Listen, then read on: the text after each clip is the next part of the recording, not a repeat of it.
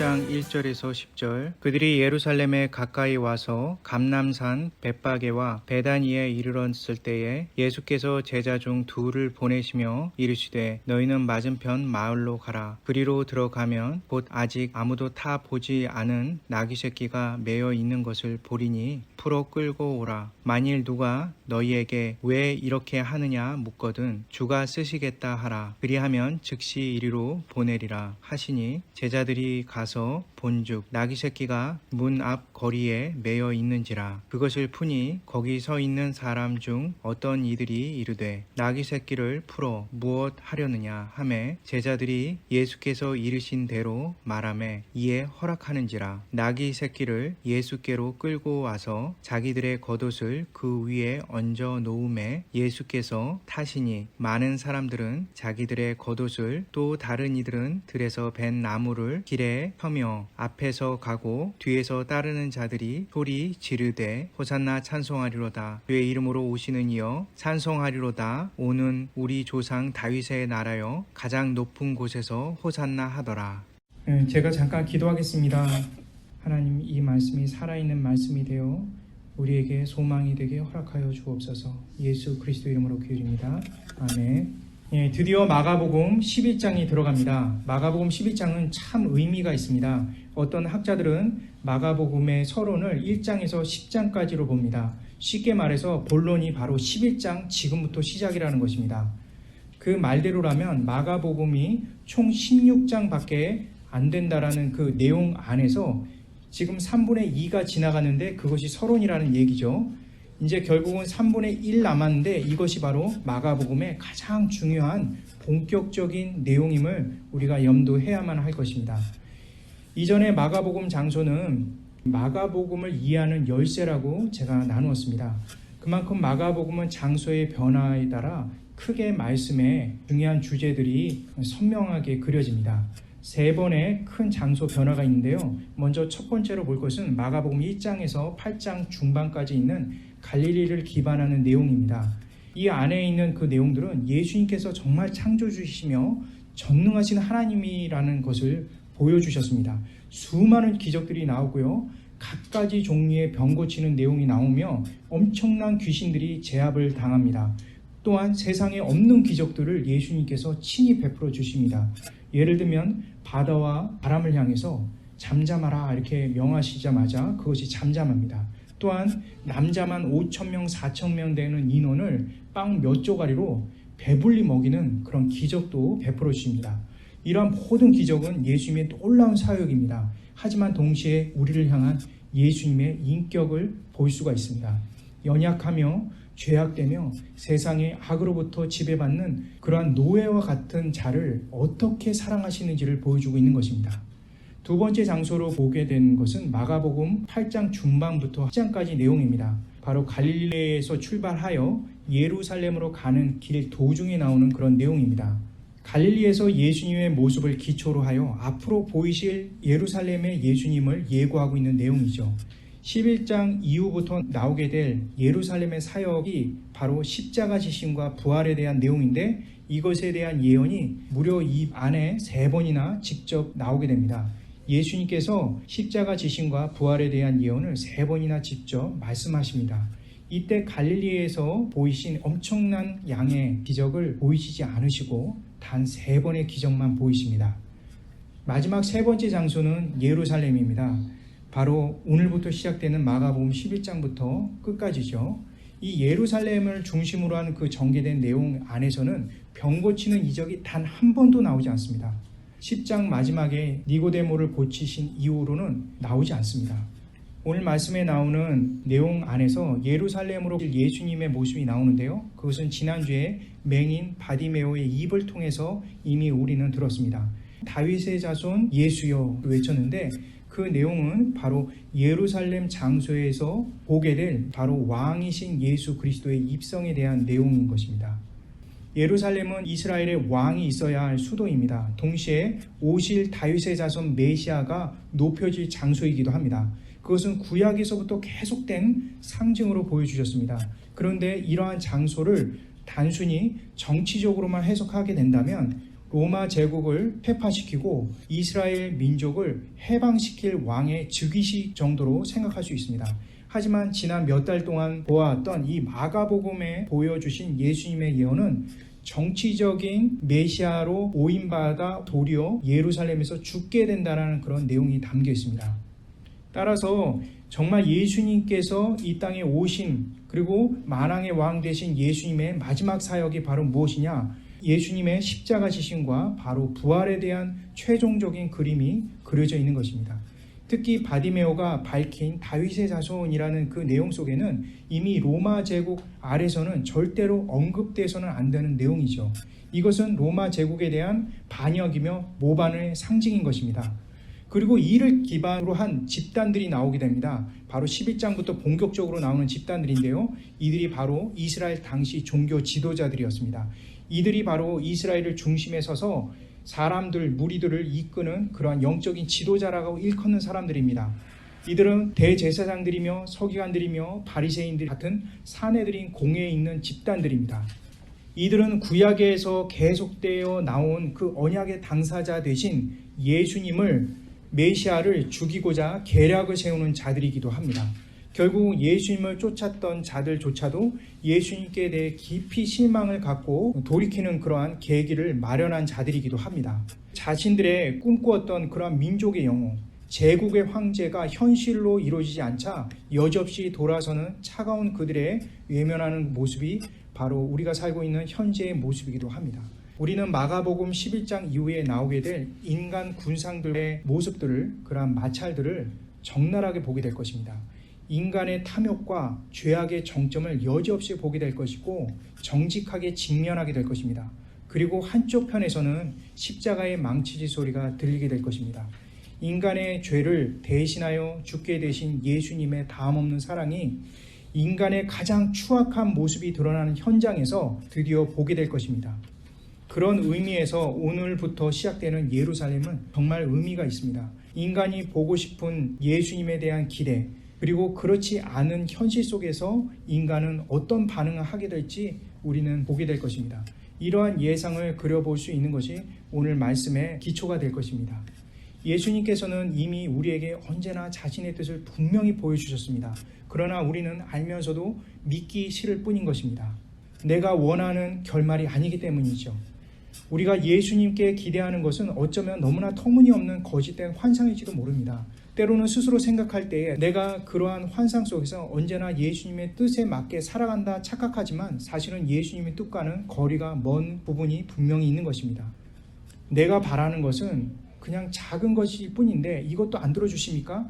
이런 생각을 하기도 하죠. 하지만 그 작은 것조차도 사실은 주님과 나와의 관계를 무너뜨리게 만드는 것이라고 한다면 주님께서는 그것을 허락할 수가 없는 것입니다. 우리는 현실이라는 생활 속에서도 현실이 주는 거짓된 메시지에 지배당하고 있습니다. 그 거짓된 메시지로 자신을 위해서 예수님을 상상 안에 포장하고 싶어 하는지도 모릅니다. 그래서 예수님을 백마탄 왕자님으로 둔갑시켜 현실의 고통을 외면하고 싶어 하는지도 모릅니다. 그러나 예수님은 백마탄 왕자님이 아닙니다. 예수님은 우리의 유일한 구원자이십니다. 나의 생명을, 나의 전부를 위해 자신의 생명과 전부를 단 한 톨도 남김없이 완전히 소진하시고 내어 버리신 그 구원의 내용이 바로 11장 이후부터 나오는 그런 내용입니다. 우리가 죄악을 꿈꾸며 거짓된 환상에 젖어 사는 동안 그분은 진짜 현실에서 우리를 구원하시기 위해서 죽으신 분이라는 것을 잊어서는 안 됩니다. 오늘 말씀을 통해서 현재 우리의 거짓된 환상을 깨고 예수님의 구원을 제대로 이해하는 주님의 자녀가 되기를 소원합니다. 그럼 먼저 1절 우리 한 목소리로 크게 읽어보도록 하겠습니다. 그들이 예루살렘에 가까이 와서 감람산 벳바게와 베다니에 이르렀을 때에 예수께서 제자 중 둘을 보내시며 1절에 예루살렘에 가까이 위치한 감람산이 나옵니다. 이 감람산은 사실 의미가 있습니다. 이 감람산은 나지막한 세 개의 언덕바지 산입니다. 높이가 해발 2,700피트, 미터로 계산한다면 820m 정도이죠. 지난번 설교 때 말했지만 여리고 지역은 수면 아래에 있는 지역으로 예루살렘으로 갈 때 상당히 어렵게 만드는 그런 지역입니다. 그렇게 수면 밑으로까지 내려갔다가 예루살렘으로 올라가는데 감난산이라는 곳에 예수님께서 정착을 하시죠. 예루살렘과 거리가 굉장히 가까운 그런 곳입니다. 그 감난산에 바로 벳바게와 베단이라는 마을이 있습니다. 제가 지금까지 어떤 장소의 의미를 깊이 있게 생각해서 말씀을 전개한 적이 그렇게 많지는 않습니다. 하지만 오늘 이 벳바게는 굉장히 중요한 내용이 담겨 있기 때문에 그 의미도 한번 살펴보겠습니다. 벳바게는 아람어 베아트 바게라는 부분인데요. 이거는 익지 않은 무화과 나무라는 의미를 갖고 있습니다. 이것은 앞으로 보게 될 12절부터 14절 그리고 20절부터 26절에 나오는 익지 않은 무화과 나무를 저주하시는 그 내용과 긴밀히 연결되어 있습니다. 물론 이렇게 어떤 한 단어를 어떤 한 문장과 연결시키는 것은 어떤 일정한 조건이 필요합니다. 아무거나 다 갖다가 붙일 수는 없는 것이죠. 어떤 특정한 단어가 다른 문장에 영향을 주기 위해서는 세 가지 중요한 조건이 필요한데요. 먼저 첫 번째는요, 그 한 장 안에 벗어나지 않아야만 합니다. 특정 단어가 다른 문장에 영향을 주는 범위 내에서 더 넓혀져서는 안 됩니다. 최대한 가까이에 위치되어야만 합니다. 둘째로는 그 단어의 의미가 영향을 받은 문장의 의미로 인해서 문장이 확실히 드러나야만 합니다. 그래서 문맥에 따른 해석이 더 분명히 일치가 돼야만 하는 것이죠. 마지막 세 번째는 그 단어의 의미가 문맥과 연결되어 전체 해석을 강화시키는 그런 내용이어야만 합니다. 이러한 조건에 의해서 바로 벳바게라는 이 단어는 12절부터 14절과 20절부터 26절에 나오는 익지 않은 무화과 나무에 대한 저주와 긴밀히 연결되어 있음을 볼 수가 있습니다. 이 부분은 12절과 20절에 나갈 때 한번 다뤄보도록 하겠습니다. 다음으로 볼 장소는 바로 베다니입니다. 이 베다니는요, 이 아나니아의 집이라는 의미가 있습니다. 히브리 의미로 좀 더 따져봤을 때는요, 가난한 자들의 집이라는 의미를 갖고 있습니다. 이 장소는 예루살렘과 불과 2마일, 3km 정도 떨어져 있는 곳입니다. 예수님께서 이 베다니에 자주 머물러 있다라는 그런 내용들이 성경에 많이 기록되어 있는데요. 그만큼 예수님께서 이 베다니를 중심으로 예루살렘으로 오고 갔음을 우리는 알 수가 있는 것이죠. 사실 구약 성경에서는 큰 의미가 없습니다. 하지만 신약은 굉장히 다릅니다. 신약은 마가복음에 예루살렘으로 들어가는 바로 첫 번째 장소로서 베다니가 나옵니다. 말씀의 11절에도 나오죠. 그리고 11절에 보면 성전을 둘러보신 후에 다음날 성전을 정화하시는 내용이 나오는데 그것이 15절에 나오는데 그 사이에 하루 정도 숙박을 했다라는 그런 내용이 나옵니다. 그 장소 역시도 베다니로 여겨집니다. 그리고 이 베다니라는 곳은 또 유명한 곳이 요한복음 11장에 보게 되면 나사로와 마르다와 마리아가 있었던 그 마을입니다. 예수님께서 자주 머물렀던 장소이죠. 그리고 누가복음 24장에 보게 되면 예수님께서 다시 오마 약속하셨던 그 승천하신 장소도 역시 바로 이 베다니라는 그런 곳입니다. 예루살렘의 사역에 있어서 자주 예수님께서 제자들과 함께 기거했던 곳도 베단이라는 곳이기 때문에 베단이라는 그 의미가 굉장히 중요한 부분으로 우리가 알 수가 있는 것이죠.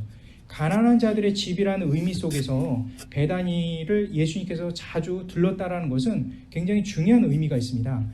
사실 이 가난이라는 것은 돈이 많고 적음에 의해서 결정되는 단어로 생각을 하지만 사실 오늘날에 생각하는 그 가난의 의미와는 다르게 실제로 성경의 의미는 예수님이 없는 삶, 예수님을 불신하는 삶 자체를 가난이라고 보았습니다. 그래서 예수님께서 그 안에 들어가심으로 인해서 예수님을 믿게 되고 예수님과 함께 거할 수 있는 지역이 베단이라는 것은 굉장히 중요한 의미를 우리에게 시사해 주고 있는 것이죠. 이렇게 벳바게와 베단이라는 이 장소적 의미를 살펴본다면 예수님의 사역에 대한 힌트를 엿볼 수가 있는 것이죠. 이때 예수님께서 2명의 제자를 보내십니다. 누구를 보내신지 성경에 나오진 않지만 적어도 2인 1조라는 것은 알 수 있죠. 특별한 의미가 없습니다. 예수님께서 늘 2인 1조로 제자들을 파송하셨던 그러한 습관처럼 그렇게 보내셨습니다. 그러면 다음 2절부터 6절까지 말씀을 통해서 그들이 그곳에 가서 어떤 일을 했는지 한번 읽어보도록 하겠습니다. 이르시되 너희는 맞은편 마을로 가라. 그리로 들어가면 곧 아직 아무도 타보지 않은 나귀 새끼가 매여 있는 것을 보리니 풀어 끌고 오라. 만일 누가 너희에게 왜 이렇게 하느냐 묻거든 주가 쓰시겠다 하라. 그리하면 즉시 이리로 보내리라 하시니 제자들이 가서 본즉 나귀 새끼가 문 앞 거리에 매여 있는지라. 그것을 보니 거기 서 있는 사람 중 어떤 이들이 이르되 나귀 새끼를 풀어 무엇 하느냐 하네. 제자들이 예수께서 이르신 대로 말한대 이에 허락하는지라. 예, 예수님께서 맞은편 마을로 보내시는 장면이 나오죠. 이 맞은편 마을은 어느 곳인지 정확하게 나오지 않습니다. 하지만 베단이라는 이 지역이 오늘날 일반적으로 엘 아자리에라는 그런 지역으로 추정이 됩니다. 이렇게 추정이 됐을 때 감난산 동쪽 맞은편 마을로 보여지는데요. 아주 가깝지도 아주 멀지도 않은 그러한 그 거리라고 보시면 됩니다. 육안으로는 어떤 것도 볼 수가 없는 지역이죠. 거기에 예수님께서 2명의 제자들을 보내주셔서 아직 타지 않는 나귀 새끼를 끌어서 갖고 오라라고 말씀하신 것은 예수님께서 하나님이시기 때문에 가능함을 일부러 이 말씀 안에 보여주고 있는 것이죠. 예수님께서 사전에 어떤 누군가의 내통에 의해서 계획된 것이 아니라 이미 예수님께서는 거기에 나귀 새끼가 있고 그리고 어떤 방법으로 취해서 갖고 올지를 이미 다 알고 계셔서 그들을 보내신 것이죠. 그런데 이 제자들은 어떻게 갑니까? 이런 반응도 없어요. 그냥 갑니다. 가끔 성경에서 보면은 너무나 친숙해서 예수님이 하나님이라는 사실조차도 잊을 때가 있습니다. 어쩌면 제자들이 너무나 많은 그런 기적들을 일상에서 친숙하게 접하고 나니까 그냥 예수님께서 그렇게 하라고 하면 그냥 저절로 기적이 이루어지겠거니 하고 그냥 가는 현상이죠. 이러한 모습은 어떻게 보면은 제자들이 믿음이 있다라는 그런 모습보다는 그냥 그 생활 속에서 감사함 없이 젖어드는 그런 모습들로 우리가 비춰집니다. 이렇게 갑자기 다른 마을에 안장도 없는 그 나귀 새끼를 풀어갖고 오라는 그 내용들을 좀 보게 되면요. 나귀 새끼가 매여 있는 상태에서 풀어 가져가는데 그 광경을 곁에서 지켜본 자가 또 이게 주인일 가능성이 있죠. 그 자가 당신이 뭔데 이러냐 라고 할 때 그냥 주가 쓰시겠다라는 말로 끝내라고 하십니다. 이게 과연 가능하겠느냐 우리가 이제 생각을 하는 것이죠. 그래서 현대 신학에서는 이거는 거짓이다, 그냥 이렇게 꾸민 얘기다, 이렇게까지 얘기를 할 정도로 있을 수 없는 얘기처럼 이제 들리는 것이죠. 하지만 하라고 했을 때 제자들은 갔고 실제로 그러한 일들을 겪게 됩니다. 여기서 우리가 생각할 것은 왜 그 나귀 새끼여야만 하느냐, 그리고 주님께서 그 나귀 새끼를 가지고 올 때 주께서 쓰시겠다라고 하는 그 의미로 더 이상 그 주인의 말이 더 반박되지 않도록 딱 막으시거든요. 그러니까 주께서 쓰시겠다라는 그 말을 하자마자 그 주인이 그냥 내줍니다. 그렇다면 주께서 쓰시겠다라는 그 의미는 과연 무엇일까? 이 두 가지를 우리가 깊이 있게 생각해 볼 필요가 있는 것이죠. 먼저 안장하지 않는 나귀 새끼를 가져오라는 이 말씀은 7절에 예루살렘 입성 시 예수님께서 그 안장도 없는 그 나귀 새끼를 타고 가시기 위함입니다. 이럴 때 좀 더 궁금해지죠. 예수님께서 지금까지 걸어 다니셨습니다. 마가복음에 가장 많이 본 모습은 예수님이 걸어 다니시는 모습이죠. 예수님께서는 아무리 먼 지역이라고 하더라도 어떤 것을 타고 이동하는 일이 거의 없습니다. 걸어서 다니셨습니다. 다만 이제 갈릴리 지역 같은 경우는 갈릴리 지역의 그 호수를 지날 때는 배를 탔죠. 그 배를 탄 거 제외하고는 육지에서는 철저히 걸으셨습니다. 오히려 나귀를 타고 가서 이동한다라는 그 내용은 굉장히 여기서는 낯선 그런 표현이죠. 만약에 나귀를 타셨다고 한다면 사실 8장 중반부터 10장까지 나오는 갈릴리부터 예루살렘까지 이동하실 때 나귀를 타셨어야만 했습니다. 그런데 예루살렘이 가까워질 때 나귀를 탄다는 것은 사실 그 당시 1세기에 AD 1세기 예수님 당시에 있었던 그 성전을 방문하는 문화와도 굉장히 격이 다릅니다. 왜냐하면 6월절이 가까웠을 때 보통 당시 많은 순례객들이 예루살렘에 입성했을 때는 모두 걸어서 이동합니다. 그러니까 낙이나 낙타를 타고 움직였다가도 예루살렘 입성 시에는 반드시 걸어서 이동하는 것이 대부분입니다. 이것은 거룩한 땅에 대한 존경의 표시면서 동시에 구약에 내려오는 그 언약 예언 때문에 그렇습니다. 구약에 내려오는 그 예언이 바로 어떤 내용이냐? 스가랴 9장 9절에 나옵니다. 우리 한 목소리를 한번 읽어보도록 하겠습니다. 시온에 따라 크게 기뻐할지어다. 예루살렘에 따라 즐거이 부를지어다. 보라 내 왕이 내게 임하시나니 그는 공의로우시며 구원을 베푸시며 겸손하여서 나귀를 타시나니 나귀의 작은 것 곧 나귀 새끼니라. 예, 왕이 되실 이가 예루살렘에 입성 시에 반드시 나귀를 타고 오실 것에 대한 예언이죠. 예수님께서는 지난주 말씀 이후에 자신의 신분을 이제 막 이렇게 공개를 하십니다. 분명 갈릴리 지역에 있을 때는 개인적으로 기적을 베푸실 때는 입단속을 시키거나 귀신이 예수님의 신분을 밝히려고 할 때 입을 막아버리는 그런 일들이 많았는데요. 이제는 아주 적극적이시죠. 지난 3주 동안 말씀에서는 이제 바디메오가 나오는데 그 바디메오가 예수님을 다윗의 자손이라고 말을 합니다. 다윗의 자손이란 말 자체가 이 정치적 위험부담을 안고 자신의 부분을 이 공개석상에서 인정하는 그런 내용인데요. 저지하지 않습니다. 그냥 그대로 드러내시죠. 그런데 이제는 예루살렘 입성 시에 메시아의 행차로 만 백성들에게 완전히 공개하는 그런 내용을 보이신 것이죠. 중요한 것은 그분 스스로가 그것을 계획하고 이행을 하셨다는 겁니다. 누군가의 고백에 의해서 이루어지는 것이 아니라는 것이죠.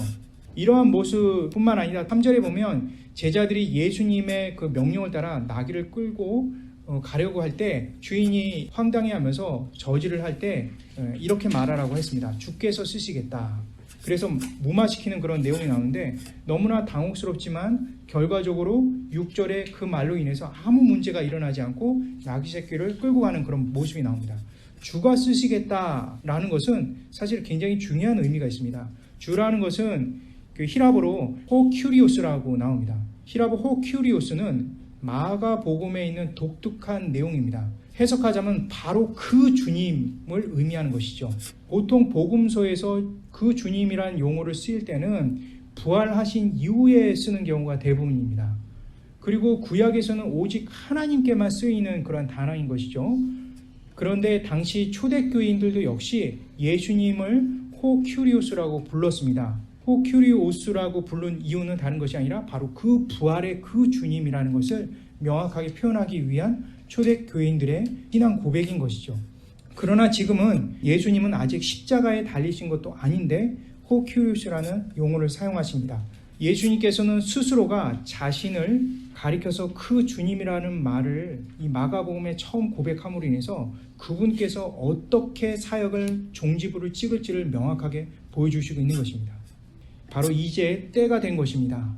예수님께서는 호큐리우스라는 이 말, 정말 사람들이 들어서는 안 될 말, 그리고 자신의 사역의 전체를 공개할 수 있는 이 호큐리우스를 얘기함으로 인해서 그분의 때가 이제 시작되고 이제 밝혀야만 한다는 것을 보여주고 있는 것입니다. 여전히 사람들은, 여전히 제자들은 예수님의 귀한 계획을 받을 준비가 되어 있지 않습니다. 이러한 위험부담을 갖고 예수님께서 말씀하신 것입니다. 오직 예수님의 올바른 판단에 따른 이행인 것입니다. 이 모든 것은 바로 구약의 언약을 쫓아 예수님께서 하나 둘씩 이루시는 과정인 것이죠. 우리의 마음의 준비가 어떠하든 주님께서는 우리보다 훨씬 더 우리를 잘 아시기에 우리를 위해서 그 일을 계획하시고 성취하고 계시는 것입니다. 따라서 주가 쓰시겠다는 의미 속에는 이제 예수님께서 마지막 사역을 스스로 이행하시겠다는 의미가 담겨 있는 것입니다. 나귀의 주인은 예수님의 언약을 이행에 따라 권위 있는 말씀을 듣고 행했을 뿐인 것이죠. 이미 이러한 언약은 창세기 49장에도 나옵니다. 창세기 49장은 야곱이 자신의 아들들에게 마지막으로 예언하는 그런 내용인데요. 그 내용에 나오는 그 유다의 예언을 보게 되면 나귀를 타고 오실 예수님에 대해서 이미 그 말씀에 언약이 되어 있는 것입니다. 예수님 오시기 전 2000년 전, 지금으로부터 3000년 전에 이미 예수님의 오심에 대해서 구약에서는 예언되어 있고 야곱을 통해서 유다 혈족을 통해서 이루실 메시아의 행차를 약속하시고 계신 것입니다. 우리는 가끔 많은 계획을 하고 살아갑니다. 과연 나의 계획 중에 내가 생각했던 것처럼 이루어진 계획이 얼마나 있을까요? 특별히 믿음을 갖고 살아가는 우리의 인생은 우리의 계획과는 너무나 다른 인생을 살아가고 있다는 것을 고백할 수밖에 없습니다. 그 고백 끝에는 언제나 주님께서 옳았다라는 그 내용을 우리는 고백할 수밖에 없는 것이죠. 나에게 최상의 것을 주시는 주님의 은혜인 것입니다. 아주 오래전 구약의 언약은 바로 말씀 대신 예수님께서 이미 구약에서 하신 말씀들입니다. 그것을 예수님께서 직접 회수하고 계시는 내용을 오늘 말씀에 나와 있는 것입니다. 마치 떡밥을 뿌리는 것을 회수하는 것처럼 퍼즐 조각을 맞춰 나가는 것처럼 구약의 약속을 신약에서 하나 둘씩 그분의 계획에 따라 회수하고 계신 것입니다. 예수님은 그 그런 분이신 것입니다. 친히 하신 약속을 가볍게 보시지 않습니다. 우리는 연약해서 거짓돼서 여러 환경의 어려움으로 반드시 지켜야 할 것조차 지키지 못한 때가 참 많습니다. 그러나 예수님은 다릅니다. 예수님은 언제나 지키십니다. 그래서 우리는 믿음을 가진 우리는 성경의 1.1핵도 가볍게 볼 수가 없는 것이죠. 그리고 성경에 나오는 말씀을 100% 신뢰할 수 있습니다. 고난과 역경 속에 있을 때 두려워 말라, 내가 너와 함께함이라. 놀라지 말라, 나는 내 하나님이 됨이라. 내가 너를 굳세게 하리라. 참으로 너를 도와주리라. 참으로 나의 의로운 오른손으로 너를 붙들리라. 이 말씀을 우리는 부여잡을 수가 있는 것이죠.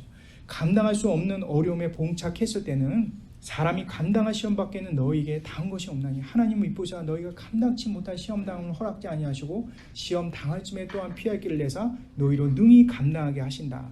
이 말씀을 부여잡고 우리는 살아갈 수 있는 것입니다. 홀로 외로워 고통이 있는 자에게는 내가 너를 붙들리라. 세세토록 영원히 너와 함께 있으리라. 이 말씀을 우리는 붙들 수가 있는 것입니다. 물론 신앙이 깊어지면 깊어질수록 말씀에 대한 지식이 늘어나면 늘어날수록 예수님의 인격과 사역에 점차 닮아가는 그런 기도를 강구하게 되겠죠. 하지만 중요한 것은 그러한 예수님에 대한 지식과 예수님의 인격과 사역에 대한 이해가 없어서 연약해서 부르짖는 그것조차도, 그 실수조차도 예수님은 나를 사랑하시는 진정한 분이시기 때문에 그 사랑의 주님께서 자신의 아들과 딸의 그러한 믿음을, 그 어린 믿음을 가볍게 보시지 않습니다. 결국 그 모든 우리의 바람과 뜻의 그러한 기본은 바로 반드시 약속 지키시는 예수님께 대한 믿음과 신뢰에서 출발한다는 것입니다. 그분이라면 다릅니다. 그분이라면 믿을 수 있죠. 그분이라면 나를 진짜 사랑하시는 것입니다. 예수님께 대한 그 믿음이 우리의 삶을, 나의 삶을, 그 무게를 지탱할 수 있는 유일한 반석인 것입니다.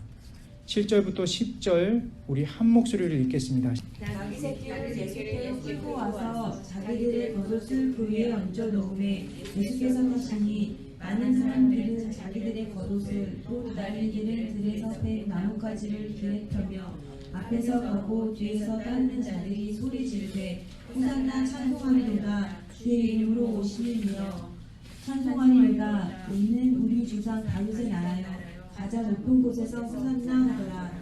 이렇게 가져온 그 나귀 새끼를 제자들이 자신의 겉옷을 얹어놓고 예수님을 타도록 그렇게 뒀습니다. 이 대목에서 어떤 이들은 좀 어이없다 생각할 수 있습니다. 그런 질문을 할 수가 있는 것이죠. 예수님의 무게를 나귀 새끼가 버틸 수 있을까? 여기서 나오는 그 나귀 새끼라는 그 단어는 이 플론이라는 단어인데요. 어린 나귀 새끼를 의미하는 것이 아닙니다. 2절에 보면 아무도 타보지 않는 그 나귀를 의미합니다. 따라서 그 나귀가 새끼일지 아니면 좀 더 커 있는 그런 상태일지 알 수는 없지만 적어도 예수님께서는 커져 있는 상태의 나귀, 하지만 한 번도 타보지 않는 그 나귀를 탔다라는 그 표현으로 우리가 받아들인 것이 훨씬 더 말씀의 문맥상 매끄럽습니다. 그렇다면 이렇게 커 있는 나귀 새끼를 안장도 씌우지 않는 경우가 있습니까?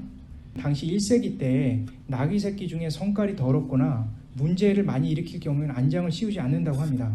어떻게 보면 예수님이 가장 성깔이 있고 문제가 있는 이 나귀를 타고 가시는 것이죠.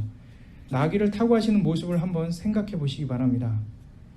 정말 초라하게 이루 말할 수 없는 뒤뚱뒤뚱 거리면서 한 번도 안장을 씌우지 않았기 때문에 얼마나 문제가 많게 걸어갈지 우리는 뻔히 알 수가 있는 것이죠. 모든 권위가 다 내려놓아지는 그런 상태로 볼 수가 있는 것입니다. 어떤 학자들은 처음 난 것, 순결한 것, 때가 없는 것을 주님께서 타시기 위한 것이다 라고 표현되어 있지만 그거는 그렇지 않다고 봅니다. 왜냐하면 스가랴 9장 9절에 나와 있던 대로 나귀를 타고 가시는 그 모습 자체, 나귀 새끼를 타고 하는 그 모습 자체가 바로 겸손을 의미하기 때문에 그렇습니다. 결국 길들여지지 않고 성깔 더러운 그 나귀를 타고 가시는 그 겸손한 모습은 철학 맞기까지 합니다. 물론 제자들이 앞에서 끌고 또 익숙하지 않은 그런 나귀를 잘 이렇게 행동으로 이끌 수 있고요. 또 예수님이 또 신적인 능력이 있지 않습니까? 하나님이시지 않습니까? 바로 명령해서 이렇게 할 수 있지만 적어도 그 뒤태는 별로 이렇게 아름다워 보이지 않죠. 막 커다란 흰색 말, 백마 같은 말이라든가 아주 검은 그런 엄청난 큰 말을 타고 가는 것이 아니라 초라한 나귀를 타고 가는 그 예수님의 모습은 이루 말할 수 없이 처량합니다. 디즈니에 나오는 공주들을 맞이하는 멋진 그러한 백마탄 왕자의 모습과는 완전히 거리가 먼 모습인 것이죠. 이러한 예수님의 행차에 대해 무리들이 자신의 겉옷을 그 길에 깝니다. 마치 레드카펫을 연상케 하죠. 물론 이것은 열왕기하 9장 13절에 나오는 왕의 행차 때 하는 그러한 독특한 모습입니다. 하지만 그것보다 더 독특한 표현이 있는데 그것은 겉옷뿐만 아니라 나뭇가지를 꺾어서 예수님께 바닥에 깐다라는 것입니다. 이 나뭇가지는 히라보로 스타바다스라는 단어를 썼는데요. 이것은 잎사귀가 있는 나무로서 요한복음 같은 경우는 종려나무로 표현되어 있지만 야자수, 야금양 또는 버드나무 이러한 무화과 이 등등의 그런 가지들을 의미합니다. 이러한 풍습이 사실 초막절 기간에 있기 때문에 초막절 기간이 아닌가 이렇게 의심할 수가 있습니다. 하지만 초막절은 다른 이름이 추수절입니다. 유대 달력으로서는 7월 15일 정도인데 오늘날로 따지면 9월에서 10월 정도의 가을을 의미합니다. 하지만 예수님께서 십자가에 달리실 때가 6월절이라는 점에서 봤을 때 그 시기적으로 맞지 않습니다. 6월절의 그 달력을 보게 되면 유대인들의 달력으로는 1월이지만 오늘날로 따지면 3월에서 4월 사이의 그러한 부분이기 때문에 시간 간격이 너무나 큽니다. 그렇다면 의미적으로 한번 접근해 볼까요? 초막절이 무엇입니까? 40년 동안 텐트 생활을 하면서 예수님께서 끝까지 그 광야에서 이스라엘 백성들을 지켜주셨다라는 것을 기념하기 위한 것이 바로 초막절입니다. 나중에 어떤 곳에 정착했을 때도 추수 때에 한 해 동안 주님께서 지켜주셨다는 그 감사의 절기로 구약에서는 전통적으로 계속적으로 지내왔던 절기 중에 3가지 절기 중에 하나입니다. 그런데 오늘 예루살렘의 입성과 어떤 관계가 있을까요? 억지로 해석하면 맞아 떨어질 수 있지만 예수님의 십자가 지심에 대한 감사 정도로 해석할 수 있을까요? 사실 맞지 않습니다. 내용이 맞지 않아요. 그렇다면 이 풍습은 초막절에 대한 그런 내용이 아닌 것이죠. 성경의 3대 절기에 포함되어 있지 않은 구약에도 없는 절기가 있습니다. 바로 하누카라는 절기입니다. 수전절이라고 하죠. 이것은 우리가 알고 있는 이 성경 외에 외경에 나오는 것입니다. 마카비상 4장에 나오는 그런 내용입니다. 우리가 수전절의 유래에 대해서 참고적으로 아실 필요가 있는데요. 예수님 오시기 전 168년 전에 그 수전절이 처음 나오게 된 것입니다. 예수님 오시기 300년 전에 헬라 제국의 알렉산더가 동방 정복기에 이스라엘은 나라를 잃게 되었습니다. 그리고 헬라 문화와 종교에 대한 부분을 강력하게 추진했던 셀루쿠스 왕조의 안티오쿠스 4세로 인해서 예루살렘 성전이 제우스 신상이 세워지고 돼지가 그 앞에 바쳐지는 정말 어마어마한 그러한 치욕스러운 사건이 있었죠. 이에 격분한 유다 마카비에 의해서 전쟁이 치러지고 예수님 오시기 전 164년에 정화 작업이 일어나고 나라를 다시 새롭게 건국하는 일이 일어나는 것이죠. 이때에 이스라엘이 그 혁명에 대해서 크게 기념하는 것이 바로 수전절입니다. 따라서 이 수전절은 이스라엘이 폭력으로 세운 투쟁의 결과라는 것이 그 안에 담겨 있는 것이죠. 이 수전절의 하나의 형태가 풍습의 형태가 바로 나뭇가지를 꺾어서 길이에 까는 것입니다. 그래서 오실 이에 대한 왕에 대한 행차에 대한 풍습을 그 안에서 만들어내는 것이죠. 그렇습니다. 이스라엘 무리는 구약에 있는 말씀의 근거에서 나오는 것이 아니라 바로 수전절, 즉 성경 외에 있는 외경에 나오는 하나의 역사, 지금은 이스라엘 백성들이 계속 수전절을 지키고 있죠. 그것을 테마로 해서 나오는 내용인 것이죠. 거기서 나오는 예수님은 메시아 예수님이 아닙니다. 바로 혁명가 예수 그리스도를 꿈꾸는 것이죠. 이스라엘을 진짜 독립시켜서 폭력으로 이스라엘을 부흥시킬 수 있다라고 생각하는 그들의 생각 안에서 잠재되어 있는 것이 바로 수전절입니다. 이들은 예수님을 정치적으로 생각했고 또 그러한 증거로 또 볼 수 있는 단어가 바로 호산나라는 단어입니다. 히브리어로 호시안나라고 보통 표현하죠. 더 짧은 발음으로는 라피 문서에 보면 호시아나라고 표현되어 있습니다. 이것은 시편 118편에 나오는 내용입니다. 이 호시아나라는 그것을 우리말로 번역을 하면 부디 즉시 우리를 구원하소서, 이런 의미가 담겨 있습니다. 이 의미에 대한 내용과 10절에 있는 우리 조상 다윗의 나라여가 함께 합해졌을 때는 엄청난 내용이 있는 것이죠. 이스라엘의 독립을 위한 정치적 투쟁을 의미하는 것입니다. 어떻게 보면 가장 불편할 수 있는 그런 내용이죠. 기성 종교 지도자들은 이러한 무리들의 소리를 듣기 싫어했습니다. 그것은 이스라엘의 독립보다는 자신들의 이권을 보장받는 것이 더 중요했기 때문에 그렇습니다. 그들은 그냥 그저 이스라엘의 독립이 아닌 현 상태, 무너진 상태여도 자신들이 여전히 정치적으로 이권을 차지할 수 있으면 되는 그런 자들인 것이죠. 반면에 무리들은 폭력을 써서라도 이스라엘의 독립과 부흥을 원했던 자들입니다. 그래서 예수님이 반드시 다윗의 자손으로서 정치적 메시아가 되기를 원하는 그러한 모습을 보게 되는 것이죠. 이 종교 지도자들이나 무리들 양쪽이 양극단을 달리고 있는데 이 양극단 다 문제가 있고 다 틀렸다라는 것입니다. 무리들의 외침이 얼마나 큰 파장이 되어 오게 될지를 우리는 상상해 보면서 이것으로 인해서 이 종교 지도자들과 무리가 이 양극단이 어떤 식으로 예수님을 몰아가는지를 우리는 12장 이후부터 자세히 보게 될 것입니다. 이러한 외침이 결국은 사실은 성경의 언약을 성취하게 만드는 것입니다.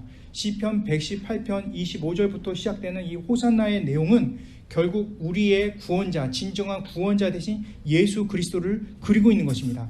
무리들이 아무리 잘못 외침으로 인해서 예수님이 십자가 지심으로 몰아간다 할지라도 성경의 원래 의미인 선포된 예수님의 구원에 대한 뜻을 제대로 표명하고 있는 것입니다. 그렇습니다. 그 어떠한 이 세상의 방해 속에서도 그리고 어떠한 우리의 실수 속에서도 그 모든 것이 잘못된 것이라 할지라도 예수님은 그 모든 것을 모아서 선하게 이끌어 주심을 보게 되는 것입니다. 로마서 8장 28절 한 목소리 한번 읽어보겠습니다. 우리가 알거니와 이분을 사랑하는 자 곧 그 뜻대로 부르심을 입은 자들에게는 모든 것이 협력하여 선을 이루느니라. 예수님께서는 자신의 계획하신 구원의 계획을 이루시면서도 제자들의 연약함을, 무리들의 연약함을, 그리고 상황들에 비춰지는 여러 불합리한 것들을 모두 끌어모아서 우리에 대한, 나에 대한 그런 구원을 하나둘씩 성취해 나가신 것입니다. 구약의 약속은 결코 가볍지 않습니다. 십자가의 길은 그 죽음의 그림자가 드리워진 그 상태에서 예수님께서는 앞에 있는 상황들을 다 예상하고 뚜벅뚜벅 걸어가시는 것입니다. 대속을 위한 십자가가 보이고 제자들의 배신과 무리들의 외면, 그 모든 것들을 감안하시고 걸어가시는 그 길입니다. 인류의 모든 역사 속에 들여진 죄의 무게만큼이나 그 무거운 발걸음은 죄의 무게만큼이나 무겁게 다가오는 순간 속에서도 나라는 자를 위해서 끝까지 생명 주시고자 뚜벅뚜벅 예수님은 스스로 걸어가시는 길인 것입니다. 말씀을 마치려고 합니다. 1985년도에 영화가 있습니다. 이 백투더 픽처라는 영화가 있는데요. 오늘날 다소 진부된 내용의 영화입니다. 미래에 가서 앞으로 있을 정보들을 얻어 과거에서 그 정보를 바탕으로 투자해서 떼부자가 되는 그런 악당에 대한 내용이 나옵니다. 물론 주인공이 그러한 것을 바로잡고 원래대로 만드는 권선징악의 내용입니다. 하지만 이러한 바람이 우리 모두의 환상 속에 한 번쯤은 있었을 거라고 생각합니다. 그때 내가 조금 더 열심히 일을 했더라면, 그때 내가 조금 더 공부를 했더라면, 그때 내가 이 남자를 또 이 여자를 만나지 않고 결혼을 안 했더라면, 그때 내가 이 사업을 하지 않았더라면, 내가 이 사업을 했더라면, 내가 이 집을 팔지 않았더라면, 주식을 샀더라면, 내가 여기에 투자했더라면, 그때 내가 이렇게 했더라면 지금 훨씬 좋았을 텐데 라는 그런 바람이 있습니다.